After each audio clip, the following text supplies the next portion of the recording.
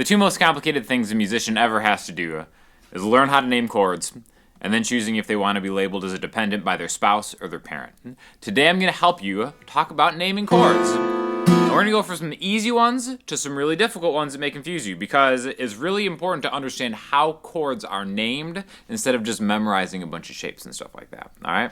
So, I know you're not going to want to hear it, but first we have to learn the major scale, okay? I know you've probably been putting off really learning the major scale in any kind of appropriate context, but today is going to be the day, so bear with me, because all chords are named from the major scale, even the minor chords. That's what's actually super confusing about it, because we think of chords in context with each other as just different things you can play within a key. But the names of these chords, like the 11s, the sharp 13s, suspended things, all come from their own major scale, okay? So, let's get to it, all right? We're going to do all the stuff in C major, which means all the notes are going to be C, D, E, F, G, A, B, C, okay? Now, that's the major scale shape starting on a C, but the other notes, like a G13, which we're going to get to in a second, are going to be named from G's major scale. All the F chords in this key are going to be named, like F, major 7 sharp 11, which we'll do, is another chord that's going to be named from the F major scale. So you have to think of every root note's own major scale, okay? So, once we have that established, it becomes a lot easier. And I know it's like me when I first saw oh my gosh, a B minor 7 flat 5 sharp 6. I'd be like, how am I ever going to remember that? Well, the great thing is once you understand how it works, you can spell these chords out, and the name of the chord gives you the exact instructions to build it. All right? So let's get to it. This video is sponsored by Elixir strings because I couldn't do this video on any other strings. Obviously, if we're getting down into the dirty stuff, like chord naming, we need the best, most softest, beautiful strings for your fingertips. All right, so get yourself a set of Elixir strings. I'm actually rocking the 8020 Nanos on this guitar right here, but all of them are great. Affiliate link is in the description. All right, so let's talk about just a few different chords in this key. We're going to start with C major as the one chord. We're going to go to F, major 7 sharp 11, and then G13.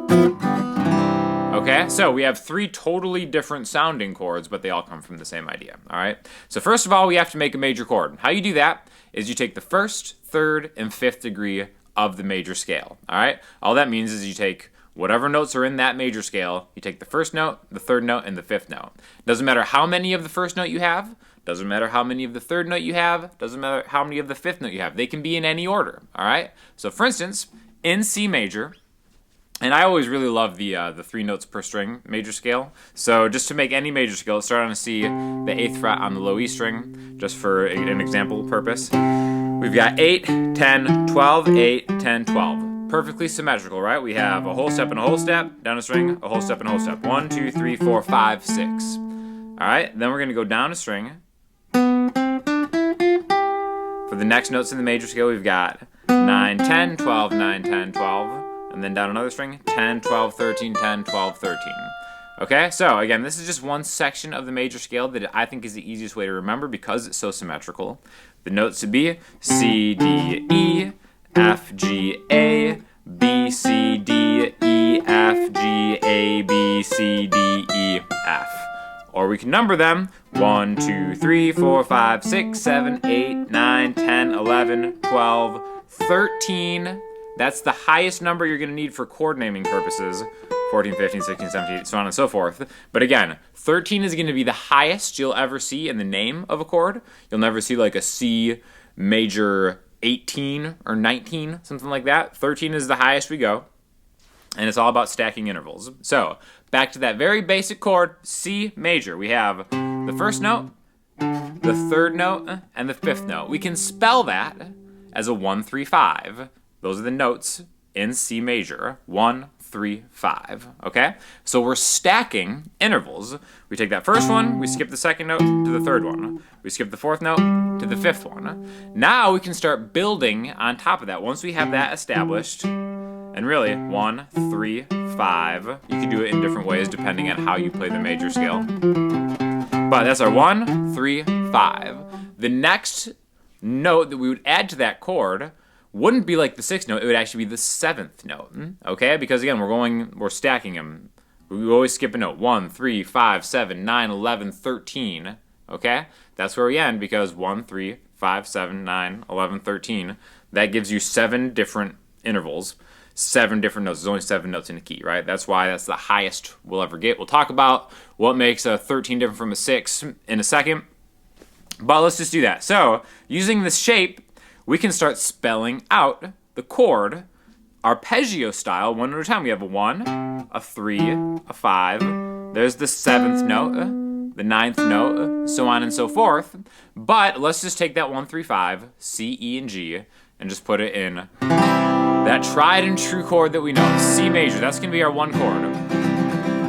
And again, all the other chords we're going to do right now are going to be in the C major key, but named relative to their own major scale. Okay? So what I mean by that is let's actually go to the next, one of the most common chords in this key, G7 to C. Okay? Now, what's a G dominant 7? Well, we can spell it. It's a major class chord. So you'd start with a G and grab its 3rd and its 5th. 1, 3, 5. Again, now from the naming standpoint, we would apply the G major scale.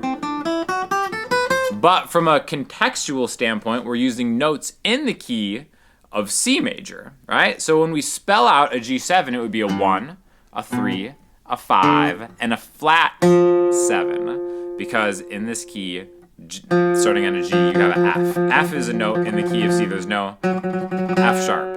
If it were G major's key, it would be a G natural 7, a G major 7. But since we're in C's key, where G is a dominant chord, that's why we would spell it 1, 3, 5, flat 7, okay? And now you can go on further than that, which is why I wanted to use this G13 as an example for G's scale, right? Remember I said 13 is the highest you'll ever have to go. Now, all the other chords and stuff that you talk about, like 9s and stuff, will have a slightly different flavor. All of these have a different sound, and sometimes you have to imply notes, which is why it gets really difficult. And that's another reason why coming up this month, I'm going to do a bunch of YouTube shorts just on just single chords to kind of give just like a minute-long description of how to play and the context in which to play chords like this, because YouTube is really pushing shorts, and they sent me an email, and they're like, hey, you should really do shorts. And that really is just kind of like an old school way of saying like, yeah, you're going to have to do shorts or we're not going to show your videos to anybody. So I'm going to do a bunch of shorts. And they're all going to be in the same key, right? But I'm just doing kind of like a precursor on how to spell all these. So definitely stay tuned for a bunch of videos, a bunch of shorts coming up on just different chords in this key, all right? Now, why is the G13? In fact, I'm only playing 1, 2, 3, 4. I'm playing 4 different notes, right? And then if we go through that G major scale and spell this, it would be spelled as a 1, a flat 7, a 3, and a 13. How weird is that? You can get like an app and you can like just put it on here, and sometimes it'll be like, oh, G7 add 13 or G13. This is where we get into implied notes, okay? So remember we said to spell a G major chord, and G13 is a type of major chord. That class of a chord is either major or minor. Why is it 13 and not something else? We're adding an E to a G, right? If I had a G, a B, a D, and an E, we're adding the 6th note. Why is that a G13 and not like a G6? Well, because of the 7 here, all right? So, first of all, we don't need the 5th in this chord. G, B, D, right? D, G, A, B, C, D. D is the 5th note in any key. The thing about a guitar, as compared to like maybe a piano, is we can only play so many notes, right? This is only a 4-note chord voicing, but a G13 should have a 1, a 3, a 5, a 7, a 9, an 11, and a 13. We literally can't play that on a 6-string guitar. So we're starting to imply notes. We have the G as the bass note. So already you're kind of thinking something's happening with the G as a root note. Usually on guitar, the bass note is root note. That's not a rule, but it's something that, you should probably kind of default to. It's like, all right, well, we don't have a D in this chord, but we're thinking about G, so we're just going to imply the D. This is going to be mostly a G major chord. So if we were to spell what we have, instead of being like a 1, 3, 5, 7, 9, 11, 13, it's actually going to be a 1. We're going to skip the 5. The 3 is actually right here. Right? There's my B. the fourth note on that G string. There's a G major bar chord. There's what we've got in this G13. By the way, just this chord voice right here is 3 on the E string, 3 on the D string, 4 on the G string, 5 on the B string, and that's it. I'm actually not playing the A string or the E string. Okay? So I've got my root and my third. That right there establishes the class. We don't need the fifth in there. So this is like G major. Gotcha. Once you start thinking like this, you'll really develop a very quick understanding of what a major third and a minor third is in a certain chord, right? So it's like, all right, those have revealed their nature. There's my major chord. The next note here is this F, which now it tells me that it's actually not in the key of G, it's the key of C because it has a flat 7, right? 1, 2, 3, 4, 5, 6, 7. F is a flat 7 relative to G, right? Instead of a major 7. So now that 7 has been established. So because that 7 is there, that E, G, A, B, C, D, E, well, E is the 6th note in G. The 6th note is not present when the 7 has been established. So that 7 takes precedent over the 6. So that 6 gets dumped back into the next octave, which is where it's a 1, 2, 3, 4, 5, 6, 7, 8, 9, 10, 11, 12, 13, okay? So, again, it's built in order, 1, 3, 5, 7, 9, 11, 13, okay? So if that 7 is there, even if that 6th note is there, the 6 gets pushed to the back of the bus, all right? So I think that's something that takes a minute to really understand because a lot of times you'll get into situations, which we're going to talk about soon, where you're not sure what to name a chord, and it's up for debate, which everybody loves that answer. What's the name of this chord? I don't know. What do you think it is? I'm perceiving this chord as a... It's like that. Then it's just kind of dumb, but it's contextual and it matters. So stick with me, all right? So we have that E on top here, and now it has this G dominant 13, G7 add 13, which might be a more appropriate way to name this chord. But the function of it is the same. A G major, usually in the key of C, brings you back home. Okay? So that's really its major class, and that flat 7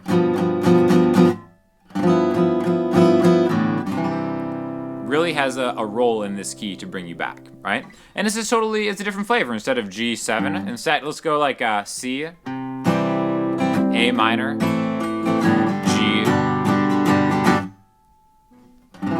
C. It resolves there. We could go C, A minor, G7, home. Or C, A minor. All just kind of slightly different variations and flavors of doing the same thing for a song, okay? So that's why it's important to know a lot of these things. And now it's like, okay, you see a G13 or a G7, add 13. You know how to find that note. You can climb up through the major scale to get to 13, or you can just remember there's only 7 notes, so you can subtract 7 from 13, which is 6, and then end up with the 6th note starting on G, G, A, B, C, D, E. Adding an E to a G7 chord is G7, add 13. Okay? Now, we can still make a G6. If we don't have that 7 in there, if we just have a 1, 3, 5, 6, no 7 present, then it gets to be a 6. It doesn't have to go back to being a 13. Great example of that is just adding an E to a G major chord, right? So there's regular G major. Let's just take the E on top.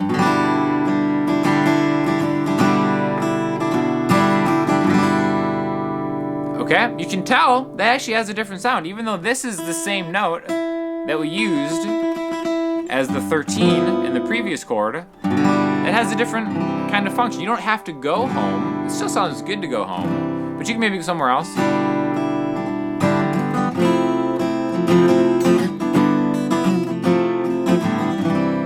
Again, one of my favorite ways to play a G6 is grab an F major 7, and then just play the G like this.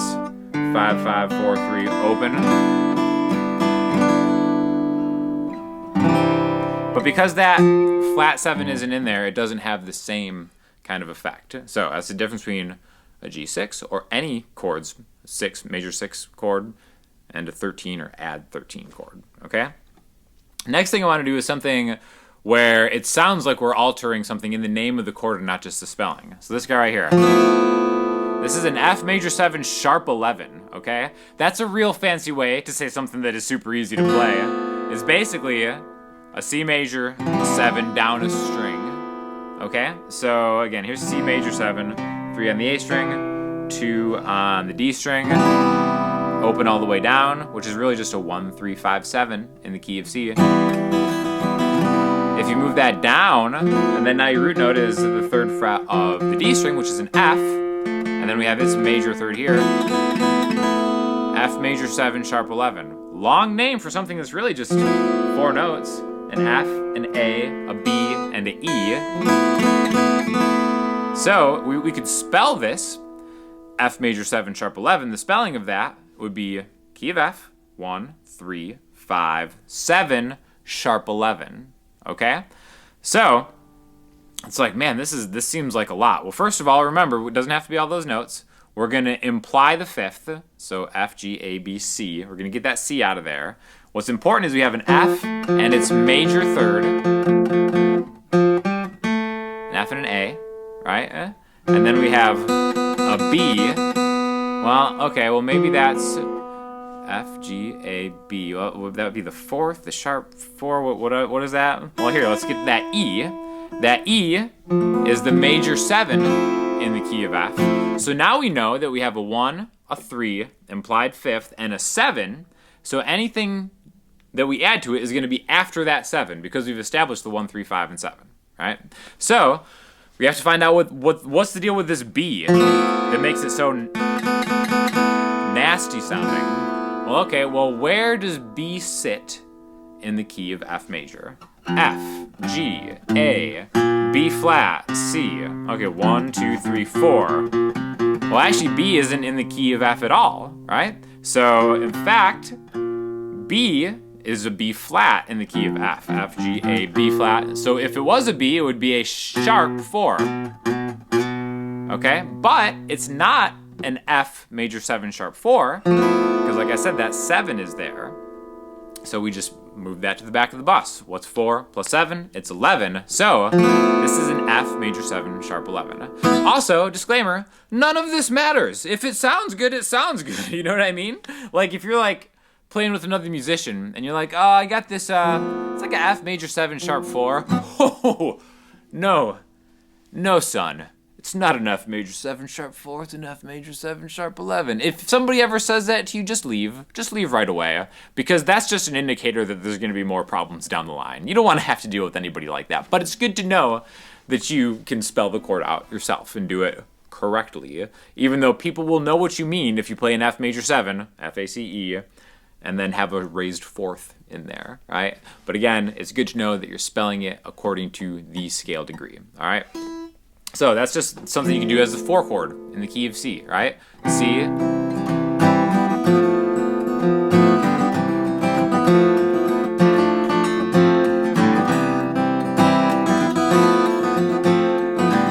Has a lot of utility, right? G. C. So there's a bunch of chords already. Now I do want to make a quick note to talk about suspended chords, okay? Suspended chords are chords where you just don't have the 3rd. Instead of having the 3rd in there, again, it's really hard to imply the 3rd in a chord because that 3rd establishes this class as being major or minor, all right? So the 3rd is going to be really important, but if we take that 3rd and scoot it to the 2nd, having a 1, 2, 5, or to the 4th, having a 1, 4, 5, it becomes a suspended chord, right? One of my favorite chords in the key of C is going to be D sus2. I'm grabbing open D, 2 on the G string, 3 on the B string, and open E.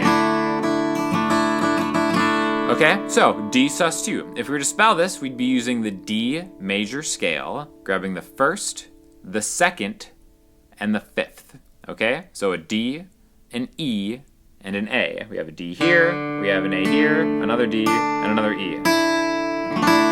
Now the tricky thing about suspended chords, because they aren't major and they aren't really minor, they do kind of take the place of a major or minor chord in a key. In the key of C, D is a minor chord, right? There's no F sharp, there's an F. So even though this isn't a major or minor chord, it kind of gets paired in this key with a minor slot, for lack of a better term, right? Now the other really cool thing and confusing thing about suspended chords is every suspended 2 chord is also a suspended 4 chord by another name, okay? So what that means is, what's the 5th of D? It's in this chord, right?